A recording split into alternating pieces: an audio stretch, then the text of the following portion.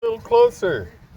I need to get the whole picture. Oh, Okay. you think you're a director? Yes. And begin. Do you know any fishing legends? Well, you start off with the hard one. Yes. Actually, did you want him to introduce himself? Well, yes, yes. Okay. Introductions. Spakaya Cud. Spakaya Cud. Cladoosby. Swinomish tribal member. Come from the cladoosby line. Original signers of the treaty. Back to your question, do I have any legends? Well, Or a way in honoring you. the one that I had heard all of my life and didn't think it really existed. And I was fishing out in the San Juan Islands, not far from Anacortes.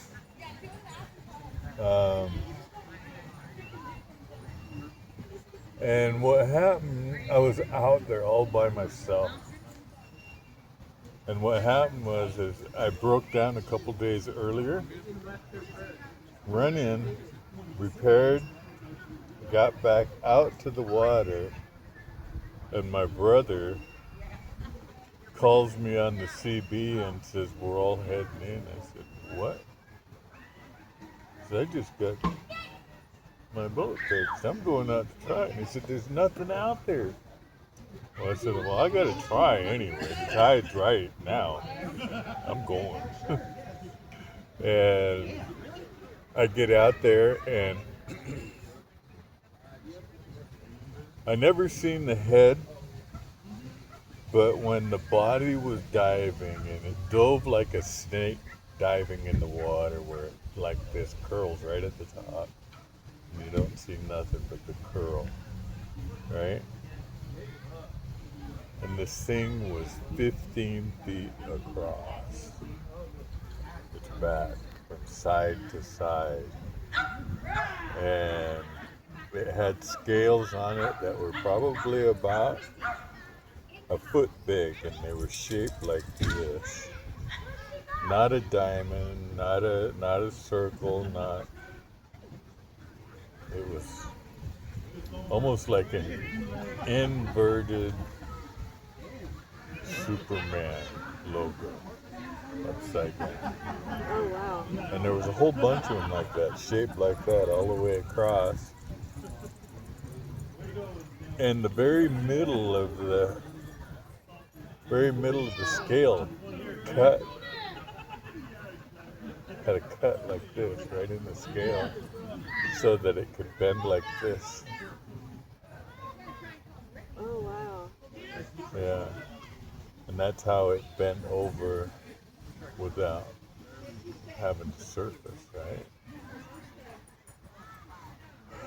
About 10 minutes after I sighted this, and it just sunk, because when it sunk, it didn't continue diving on both sides. The whole thing just went down like a submarine. And then when it was gone, all there was just this whirl of water where it used to be, right? Wow. And then about 10, 15 minutes later, I see these sea lions, seals, and everything running away from my net. And anybody that's a fisherman knows that a sea lion is not going to run away from a buffet of food. And I start picking my net up. And when I start picking it up, I got I want to say about a third of the way through. And I ended up with a hole in my net. My net's 90 feet deep. Oh, wow. And the hole went from top to bottom and was about 180 feet long. Yeah. And I had no idea. Had no idea what could have happened. I was nowhere near around anything that could rip me up.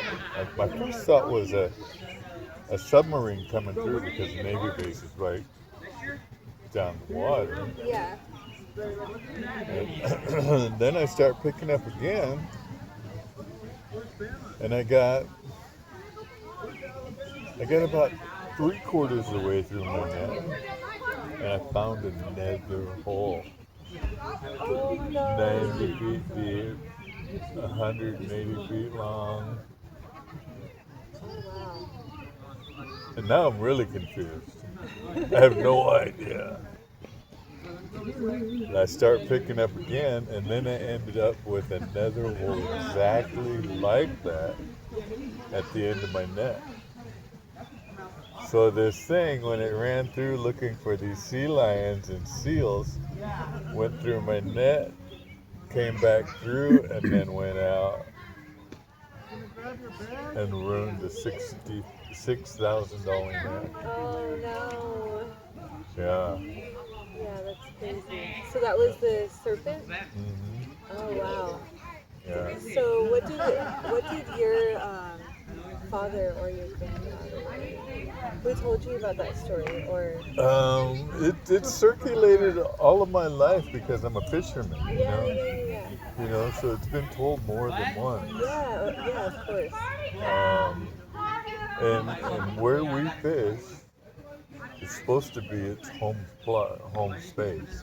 Oh really? So Rosario Strait is its home. Oh goodness. Yeah, Yeah, that's crazy.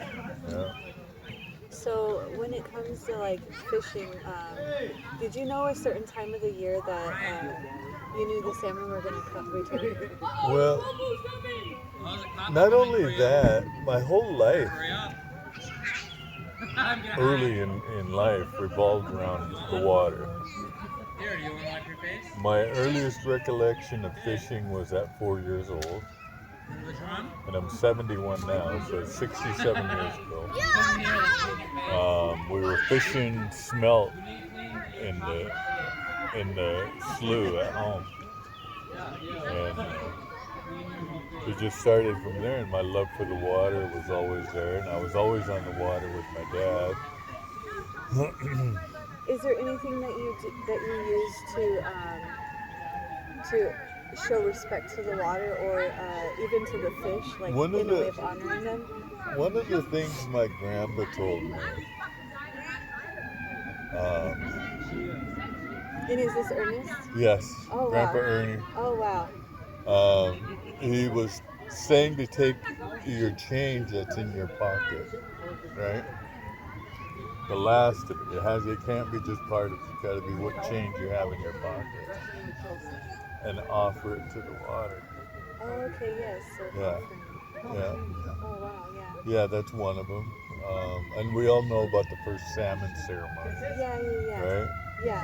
But as far as rites to go out, rituals, that was probably the only thing that they had ever done was throw money in the water, throw coin in the water. And so when it was the fishing wars, did you experience anything Oh yeah, about that?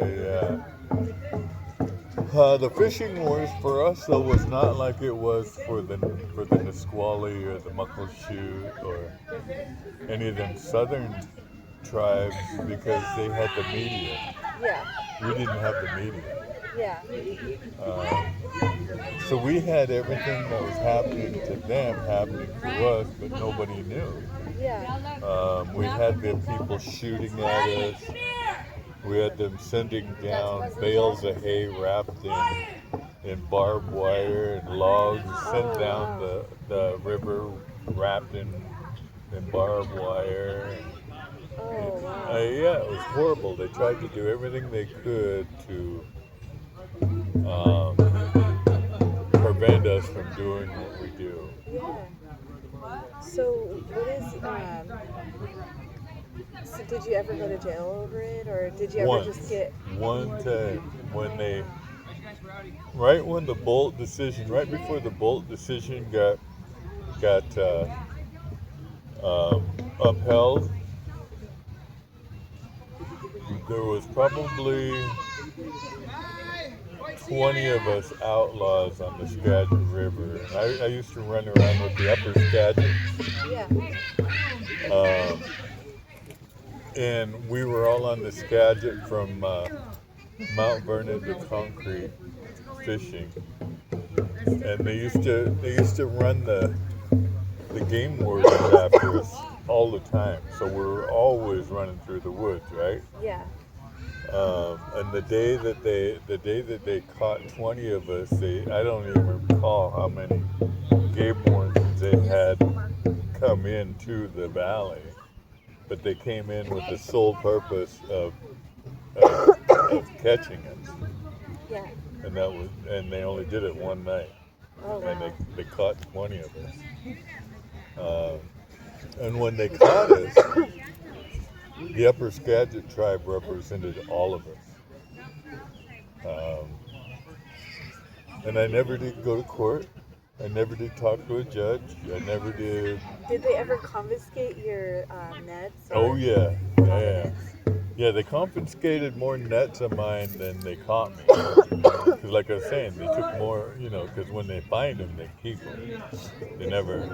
What about what time of the day did you go fishing? Would you have to go like It was early always morning a or different nighttime? time. You never went at the same time because you didn't want them, Oh, you okay. know. Especially when you're doing something illegal. Yeah. Sometimes if you're going to do it illegal, do it right out in the open. Yeah. Do it when nobody's expecting you to do it. Do it, get in, get out, Yeah. get your fish. Yeah. But most of the time it was at night. Our best fishing was at night. Oh wow. Because then we're undercover. You can't see us. And we do it we do it so many times that we don't need light, Yeah. right? Yeah. So when it comes to like the feeding the water, do you so you would just give it the change or No, it's all different types of things. Um, if you were to teach your grandchild something about fishing, what would be the first thing that you would tell them? well, the feeding of the water is important, and there's different ways to do it. One of the things that I've always done all of my life is I never finish all of my food. Whether there's one bite of something or another bite of another thing or bites, but it's for the people that travel with me, and it's for blessings of those that haven't been around for a while. Yeah. So it's like praying to those that came before me to pray for those that I can support now with what I'm doing. That's beautiful because there's something similar to what my grandma would say too. Mm-hmm. And it's not just that too, but it also stuck with me and it made me feel like that's something that I had to do too. Mm-hmm. So my last bite, they would always say it would feed, the spirits and. Yeah. I call it feeding my Indian. Yeah, yeah, Yeah. and even just like feeding, your Indian. Sometimes that's even just the our other relations, such as like animals and Right. all of that as well. And I find that so beautiful. Yeah. But the honor, we can do it in so many different ways. So many different ways. Not just with our food, with our money. We do it with our thoughts, our voice, our songs. If we can't be thankful for that water and that salmon, then we're falling short. Yeah. Because it's who we are. That's who we are from the beginning of time. That salmon has been our brother ever since we've been around. Do you think that there is a reason why we asked for our fishing rights in our custom places? Like, do you feel Well, that we have a strong spiritual connection through we do. all of that? You know, and it's no different with the water than it is with the land. Hmm. The land, we have that same connection. You know, there's nobody else in this country that can hear our ground cry Hmm. from our ancestors. They don't have that ability. They haven't been here long enough.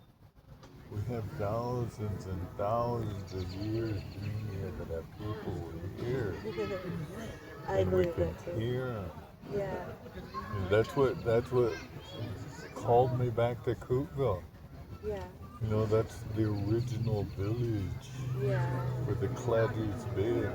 Yeah. There's something down at our property down there where on the res. Mm-hmm. Like I was getting really connected to it. I don't know, but it would make me have dreams of like a really old Indian, and it was just, and it started happening after I started feeding the fire Mm-hmm. and connecting with you. Yeah. And I always wondered what that meant and what that was for, because it wanted to talk to me, but not in a way that was speaking, but it was in a way of Right. I guess I would say energy or spirit, You but feel it and know it without even hearing. oh yes, but Yeah. There's these things that happen to me, and I attribute it to the people that are traveling with me. oh, okay, And what happens is, like I said, I've been an outlaw all of my life. I've broken all of the laws that I hate, that I think oppress me, or anybody that is part of my family. So I broke the law, and I don't care. If you catch me, you catch me, and I'll plead guilty. yeah, But you got to catch me first. yeah, But when I'm driving, especially long distance, and I have never obeyed the speed limit all of my life. I've always broke the speed limit no matter where I go. And the last trip I went on, I went to New Mexico, and we drove almost straight through, and it took us 24 hours, and we averaged doing 110 miles an hour. I was not in the car. And I drove almost all the way down except for about 3 hours where I had to sleep. And what happens while I'm driving and doing this type of activity is there's something that happens. There's no rhyme or reason how it'll happen, but I just I understand that it happens, and it's time for me to get off the road, or it's time for me to take my foot off the pedal, and it's Yeah. time for me to slow down, right? yeah. Well, and not long after I do this, right? Guess what happens? There's a cop. Yeah, There's a cop. we're so similar. It takes in. It's almost like it speaks to us in some way, you know. And I don't hear it. I don't Yeah. feel it, but I know it. Yeah. And I've never denied it. And Oh yeah. and when I talk to people, I always tell them, it may look like I'm here alone, but I'm not. I guarantee you, I am Yes. not alone. That's exactly. I went and seen a medium, and went and just talked to her, and she was like, "Whoa, I can hear drums. Mm-hmm. You are an ancient one," and she kind of she was intimidated a little bit, and she was like, I believe in the ancient ones, and you are a part of that." And I'm like, I get that. Yeah, I get that. I understand. I was just like, I was like, I just wanted to receive any kind of message you had to give me, because I didn't know what was going on. I didn't know what was Right. going on with that because it was so intense that it kind of scared me a little bit, intimidated me, and but yeah, I come to realize that it was just in a way it was pushing me in a direction that I needed to go. Yep. Because I wasn't living the most healthiest lifestyle, and um, yeah, it pretty much just pushed It's me. like a conscience Yeah, without even having to yeah, say yeah, you're doing wrong. It's a yeah, conscience. yeah. Yeah. Yeah, it was crazy. But yes, I thank you though. I don't know what else to ask.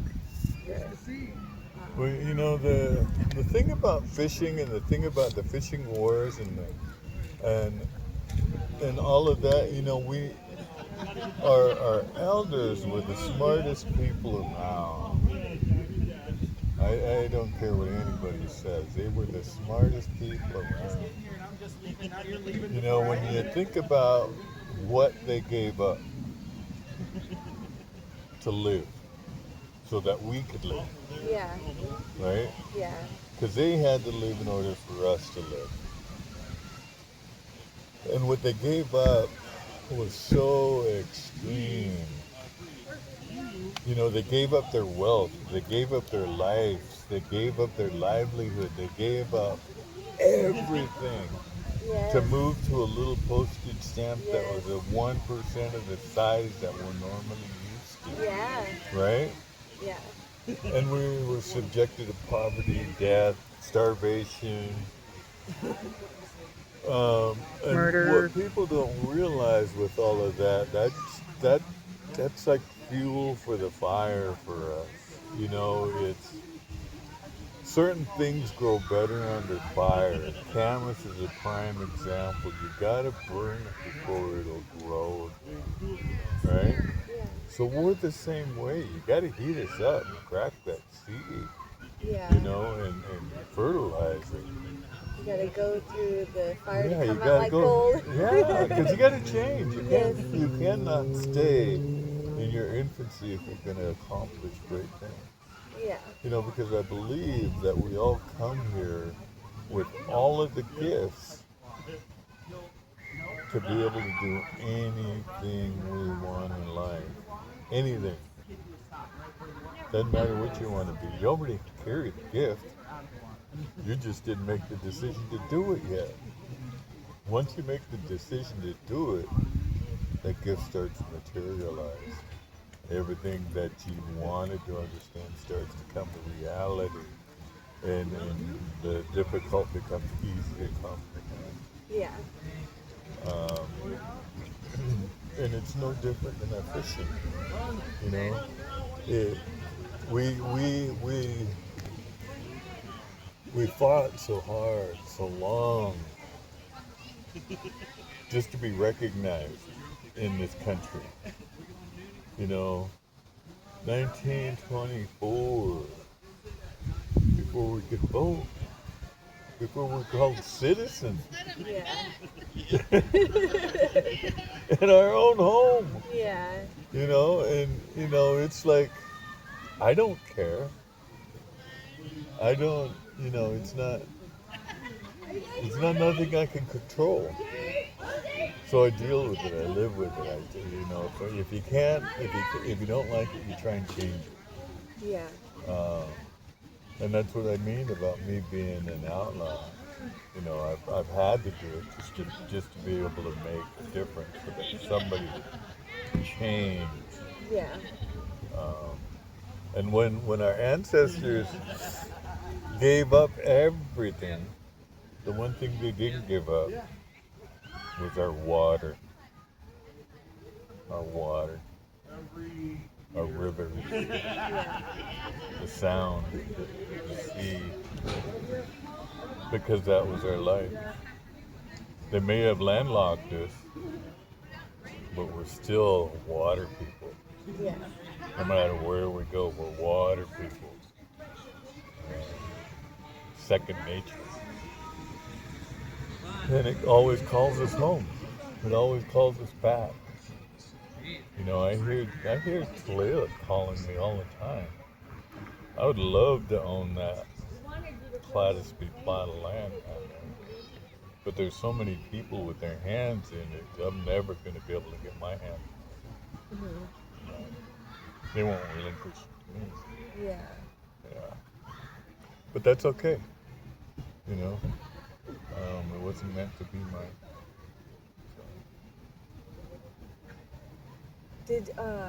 So. Did Mike grow up there or? Yeah, yeah, yeah. Okay, Dad, Uncle Mike. Dad lived there until he moved to LaConnor. Oh, okay. Yeah. Um, I believe he was, I think, 16 when he moved to LaConnor. Oh, wow. Yeah. He was 18 when him and Mom got married.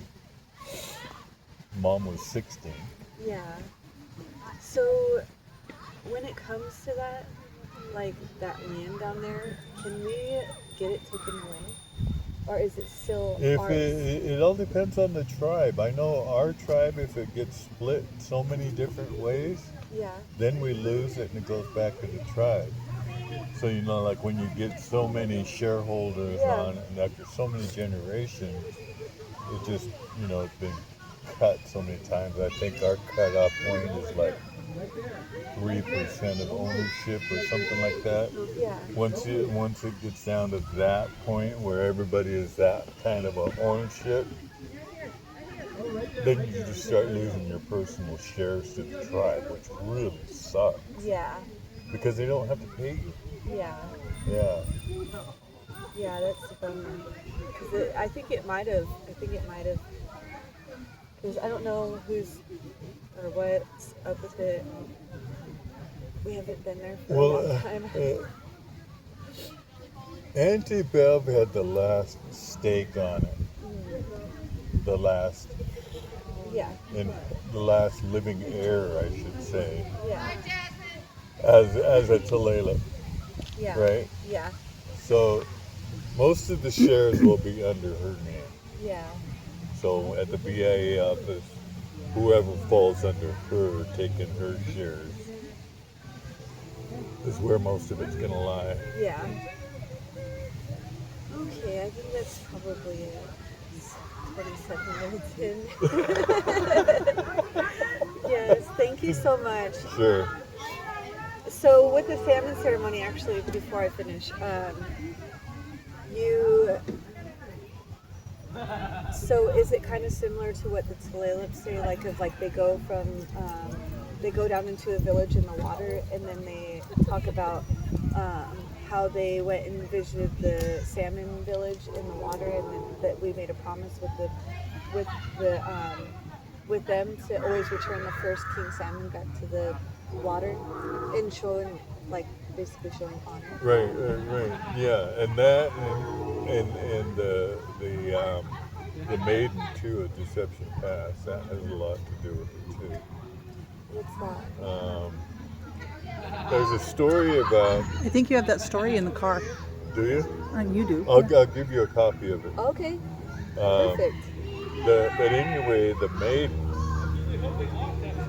um, the maiden was the daughter of a chief, right? And she would visit the water and she became attached to the shoreline and it drew her back. And then one time off into the water, she seen something and walked out into the water with it, right? Yeah. Didn't feel no harm, didn't feel nothing. And then came back one time and went in the water, and the underworld, I can't remember what his name is, but he fell in love with her when she kept coming back to the shore all of the time, and he grabbed her hand and led her into the water, right? And she didn't pay attention to where she was at and how she was going, but once she was underwater, she didn't panic. because she couldn't breathe because she was breathing. And she didn't understand how, but it was him touching her that allowed her to breathe. Oh, wow. And she went back up to go back home. And then she did this a few times. Then she became attached to the underworld. And the chieftain from under the world asked for her hand in marriage, and the father said no.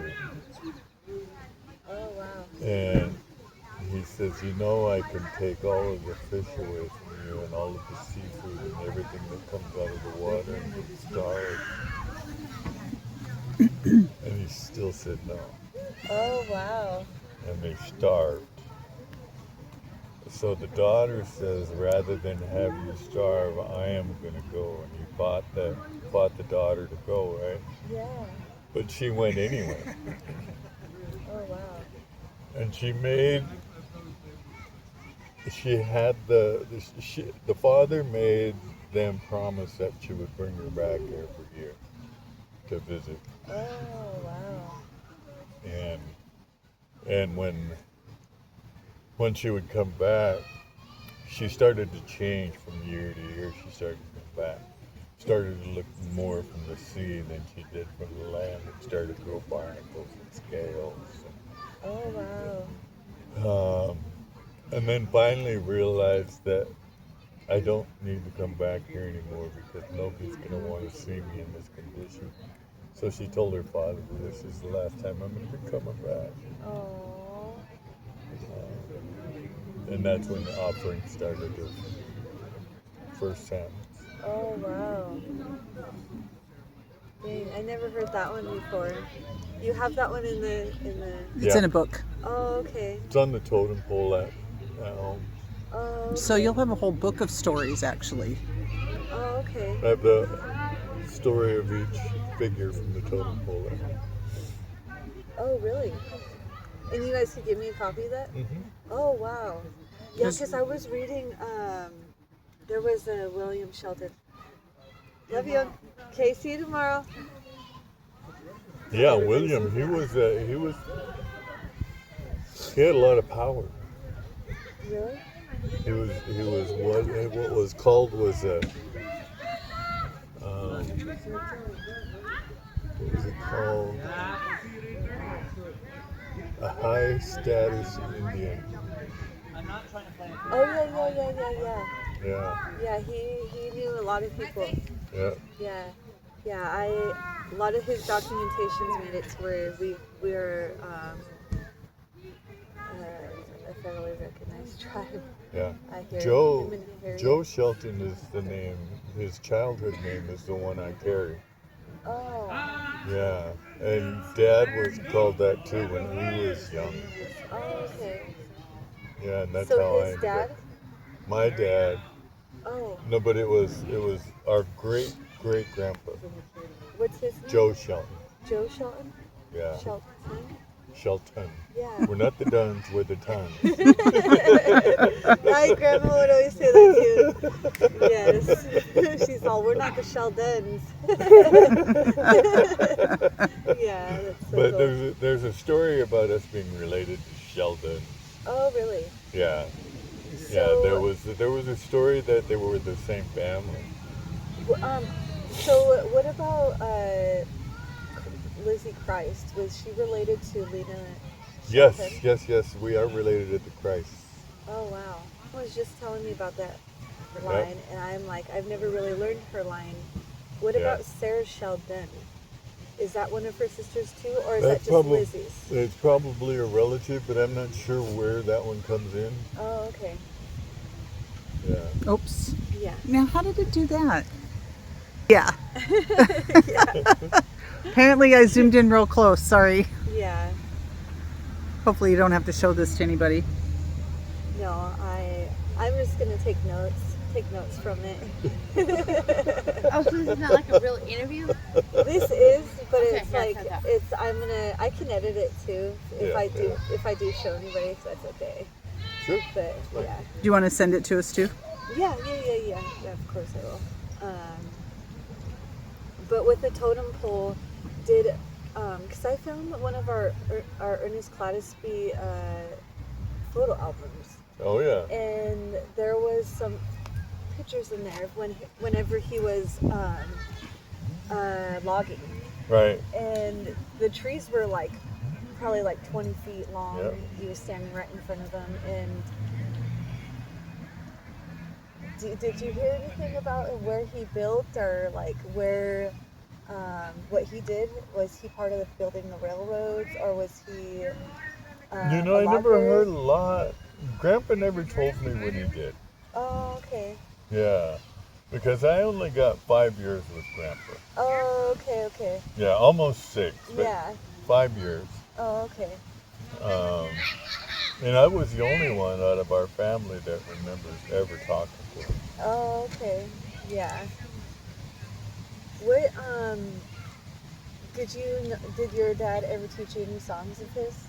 No. But one of our relatives down here in Tulalip has one to give me. Yeah. Isn't that Herman? Hmm. Yeah. Yeah. He. I just have to come down and get it. I got to come down. Yeah. Yeah. Because Dad was supposed to come down. You should. You really should. Yeah, because 'Cause I he's want to waiting. do I He's want to waiting. do it before Canoe Journey, Yeah. so that I can sing it on Canoe Journey. Yes, you really should. Yeah, especially He's when like I come to shore here. He's like 96, and he's been waiting.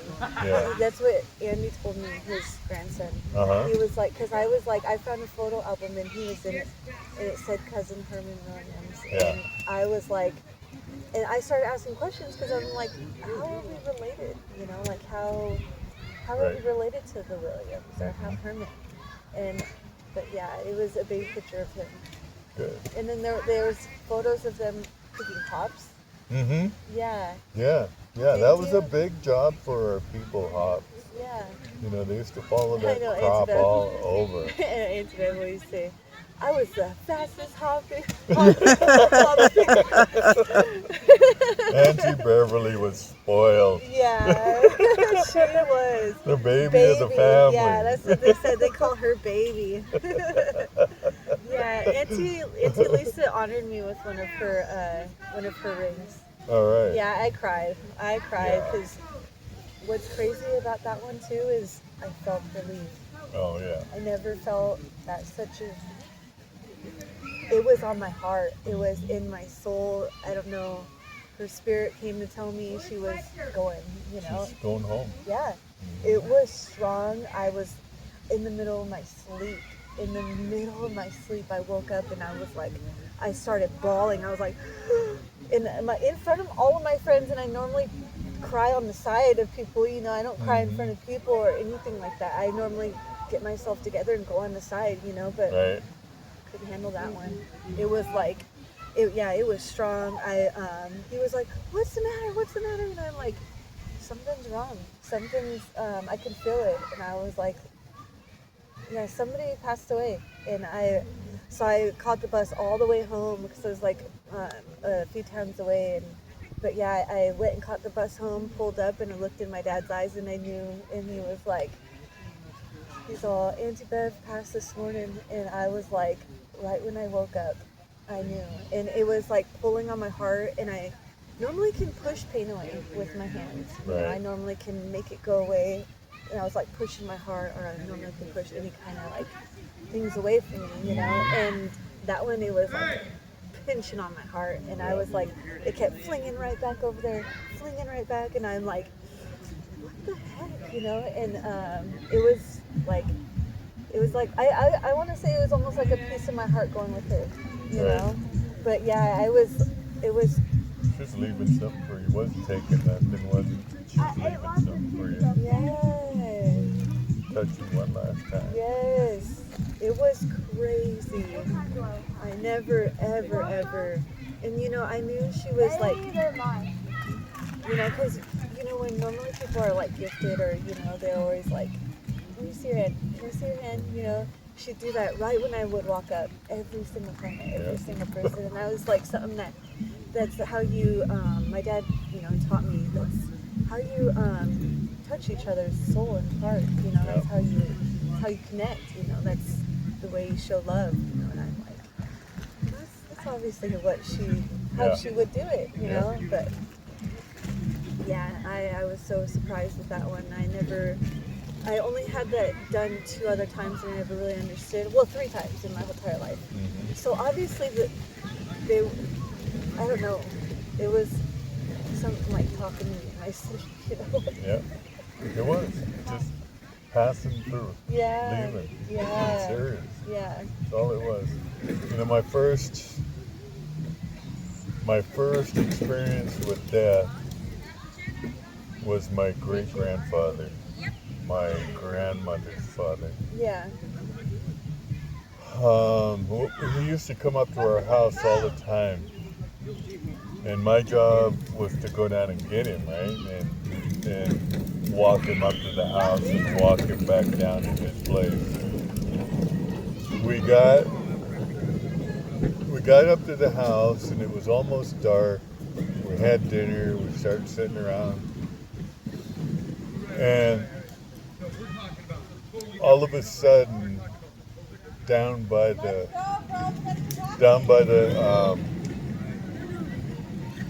cemetery, the dog started to bark, right? Real loud, uncontrollably, just like they're going to attack something. Yeah. And they start traveling down the middle of the village, and every time they found another dog in another house, it joined with them, and they all start walking. Oh, They start wow. walking and got down to our house and sat there in front of the house, just howling all kinds of village dogs. Wow. And Grandpa looked at me and said, "Oh, it's time for me to go home." Wow. Yeah, he said, "They're coming after me. Yeah. It's time for me to go home." That gave me chills. And Oh, man. like I said, my job was to take him up and back, right, to home. I said, "You want me to bring you home, Grandpa?" He says, "No, it's not that. It's time for me to go home." You know, Oh. 5 years old, I don't Yeah. know. But he said, "No, just lay me down, get me ready for bed. I'm just going to go to sleep," right? He never slept on a bed. He always slept on his dirt floor in his house, never used a pillow. What? Yeah. And used one blanket, even in the dead of winter. Dang. One blanket. Wow. And he says, "Just lay me down, I'm going to lay down." So I got him ready for bed, right? And we got up the next morning and he was gone. Dang. So, do you know Auntie Bev's old Indian name? Or is there a No, way I that I can don't. figure that out? Our best way to do that is to go to the archives at the BIA. Oh, okay. Yeah, because she wanted to give me her Indian name, and I'm not too sure what it was, but I do want to try to figure it out. If I'm I can. sure we could find it. Okay. I haven't looked at the Tulalip side of the family. Yeah. I figured somebody else down here would do that. Yeah. Yeah. And I've been just concentrating on the cladoosby Yeah. original names Yeah. because, you know, we need to get names. Yeah. Yeah, I don't know, but I know that Grandpa Ernest gave her a specific Indian name, and she's like, you know what? You're gonna have my Indian name, and I'm just like, okay, you know. And I never really, you know, got myself together to do it, Right, you know. right. And I want to do that, you know, so they know me, you know, Sure. in that way, you know. Okay, well, I guess we probably We covered enough ground. Yes. I would love to talk to you more, you know.